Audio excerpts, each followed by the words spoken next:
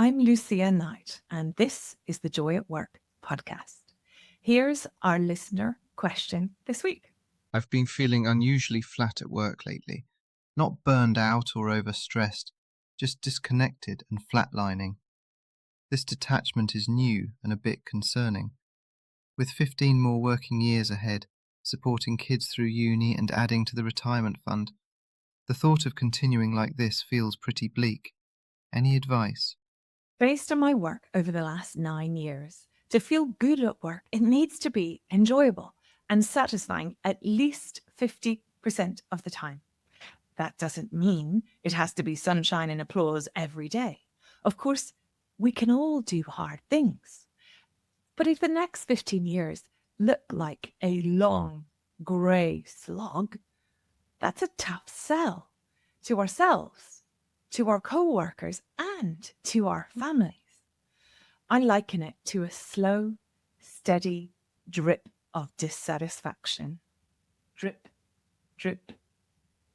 If you're strong, healthy, and tenacious, you can endure it for years. But eventually, the flood barriers give way. Sometimes it's a big external shock that cracks them open, a personal health scare, a sick family member, or some other big emotional hurricane. At other times, it's just the erosion, slow and steady, that causes you to burst. And by burst, I mean hitting your personal tipping point. My personal tipping point happened in 2014. It was a Tuesday night in October, around my 42nd birthday. I'd had a long day commuting in and out of London, leaving our beloved nanny at 7 a.m. and returning home at 7 p.m. to tuck in 2 little girls. Our nanny was practically family. We even made her one of our girls' godparents. But even with that quality of support, it was hard. It was hard to make it all work. I'd squeezed in a 7:30 p.m. interview for a finance director role I was running a search for. That gave me less than 30 minutes to reconnect with my daughter, speed read a bedtime story, and then rush back downstairs to professionally impress. But the girls didn't get why we were hurrying. Why Mummy, who had been at work all day, still needed to do more work. I lost my patience. I shouted. I gave each of them a cursory kiss and then whizzed downstairs, turned on my interview face, and talked to a man whose name I can't even remember. He was a great fit for the role, but when that call ended, I sat with my head in my hands and asked, is this the life I want? What will be the cost if I continue this way for another year or another 5 years? Do I care enough about this kind of work to make those kinds of sacrifices? The truth was, I just didn't. My work was at best dull. I'd been doing more or less the same things for 2 decades, albeit at more and more senior levels, but ultimately the same things. And the cost of sticking with those same things for another decade was just too high. I'd become the kind of mum I never wanted to be. The kind of exhausted, not much fun wife I never imagined I'd be. And the kind of disengaged, disconnected worker I never meant to be. That night, I didn't even speak to my husband about it when he got home after his commute and long day at work. I was bone tired. But I'd made a decision. And that was one of the best decisions of my life. I decided that this time next year, I'll be somewhere different, doing different work. And of course, now I'd made that decision, it meant I had to actually do something different immediately. I stopped watching Netflix every evening and instead went to bed early watching TED Talks to find people who actually enthusiastically loved their work. I started asking people who enjoyed their jobs why and how they made that happen. I accepted calls from competitors for the very first time in my career, not because I was job hunting, but to investigate. Is the problem me? Or is it the company? or the job? No surprises. It was me. I was at the center of this problem. And for the first time in years, I started learning new things. Little things at first. I bought books on topics I was curious about. I learned how to sleep better. And boy, that was an investment in learning that I continue to benefit from to this day and will benefit from for the rest of my life. I ditched Friday night blowouts that masked my stress by numbing myself after the work week. I created space for thinking and research. We also tightened the family finances. Less expensive holidays, less thoughtless spending in the UK's most expensive supermarket, and more savvy and mindful spending. I say we for that one because making big changes after a 20-year career isn't just a personal decision. It's a family one, and all of us got involved. And then I began experimenting. Small experiments, fun things that were totally invisible to anyone, except me. They gave me the courage to try bigger experiments. And I documented these experiments, or many of them, in an article with photographs to remind me how far I've come. I've included a link in the show notes, if you're curious, to that article.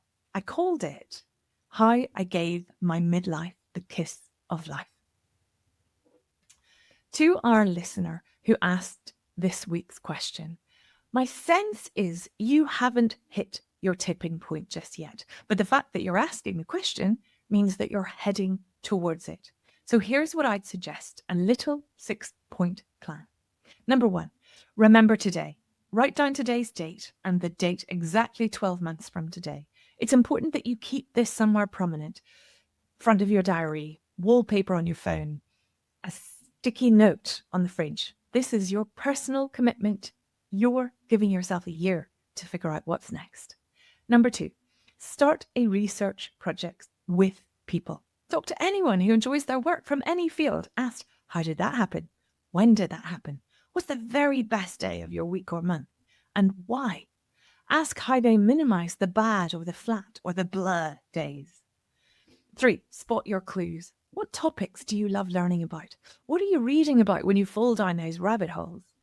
What were you doing the last time you felt truly engaged at work? When does time fly for you at work? Write them down. Follow those clues. 4, run tiny experiments.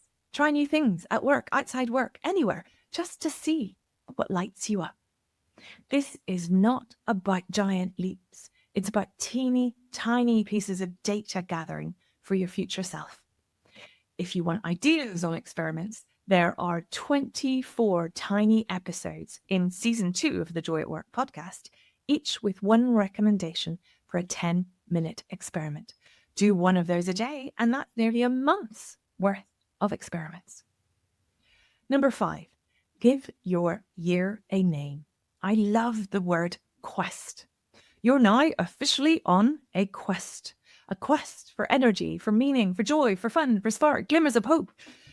Keep treating it like the important quest that it is. Go bravely through your quest year, learning, discovering, experimenting, playing, following clues, making decisions, opening doors, closing doors, digging out new opportunities, meeting new people, and recording your progress in a way that is just right for you.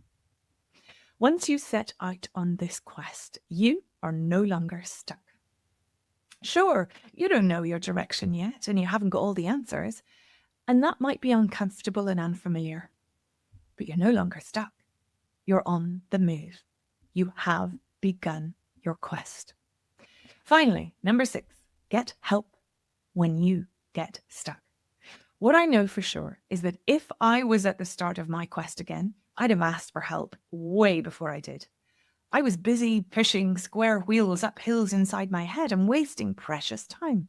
There weren't many people I could go to back then for help, but there are now. That said, you need to find the right person for you. And it's a minefield out there. Everyone and their dog has called themselves a career expert. So I'll include a link in the show notes to an article I wrote, and it's called How to Choose the Right Career Consultant for Your Situation, even if you're not sure you need one yet. Flatlining at work for a day or two, that's totally normal. Feeling that way for months or years? That deserves your attention, especially if you plan to work for another decade or two. Enjoyment at work isn't guaranteed for any of us, but it can happen. And the chances of it happening vastly increase when you design it on purpose, when you deliberately decide to make your next decade of work your best yet.